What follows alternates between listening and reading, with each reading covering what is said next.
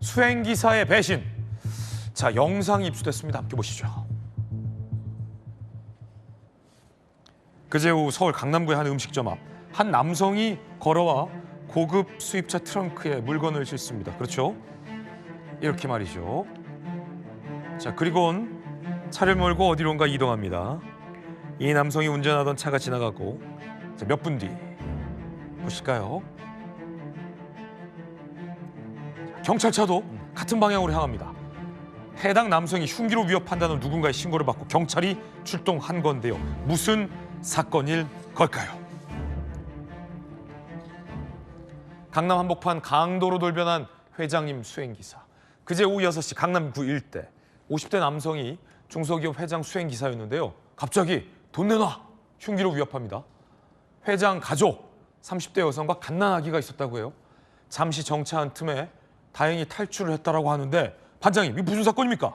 그러니까 회장 가족을 흉기로 위협해서 돈을 탈취하려는 사건 같은데. 배신이네요. 그렇죠. 근데 저게 사실은 예전에는 저런 기사들이 종종 났었는데 네네. 최근에는 저런 경우가 드문 거는 수행기사를 채용할 때는 사실은 실언에 대한 걸 확실히 하거든요. 예. 그리고 사실 여러 가지 면에서 그렇게 위험적이지 않은 사람을 채용을 하는데 이 경우는 사실은 그 속 내용을 좀 살펴봐야 되겠지만은 매우 위험한 상황 같습니다. 네. 흉기로 위협하는데 피해 여성이 다행히 기지를 발휘해 갖고 안고 뛰어나와서 보안 요원한테 도움을 청해서 다행히도 피해가 없었던 사건인데요. 어쨌든 근데 위협하고 돈을 요구한 것까지는 피해자의 주장이고 본인은 사실은 뭐 그렇게 않다고 하는데 근데 실제로 이제 특수강도 형대는 있었던 것 같습니다. 네.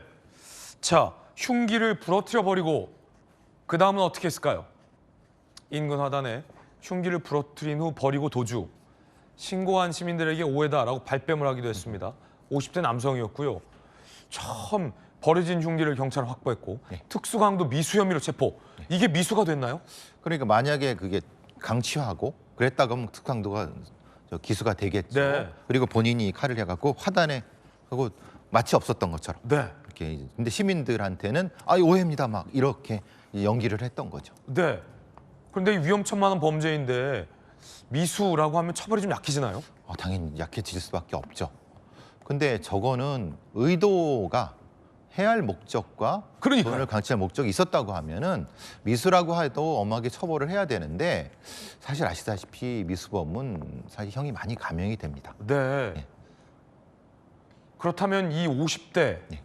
수행 기사는 사실 금품을 위해서 이런 범죄를 계획했던 걸까요? 그러니까 왜냐면 그게 지금 그게 좀 의문이에요. 의문입니다. 왜냐하면 금품을 했다고 하면은 저런 방식보다는 더 다른 방식을 했겠죠. 그러니까요. 더 치밀하게 했겠죠. 네네. 그러니까 만약에 회장에 대한 안갚음 때문에 복수심이나 뭐 하여튼 그게 진짜 이제 추정을 한다면 그것과 연결된 것이 아닐까는 추정은 가능한데 통상적인 범죄 패턴과 다르다는 지금 이제 보시는 거죠? 예. 왜냐하면은 예. 강도라고 하면 저렇게 하겠습니까? 저렇게 안 하죠. 그렇죠. 그런데 이제 그러니까 그런 상태에서 위협을 했다고 하니까 사실은 다른 목적이 있지 않았을까라는 추정도 분명히 가능한 거죠. 그렇다고 했을 때는 특수강도 플러스 다른 어떤 것이 존재하겠죠. 그렇군요. 자, 어쨌든 위험천만할 뻔했던 그런 사건이었습니다. 배상훈 반장님과 함께 세 가지 강력사건 풀어봤습니다. 감사합니다. 감사합니다.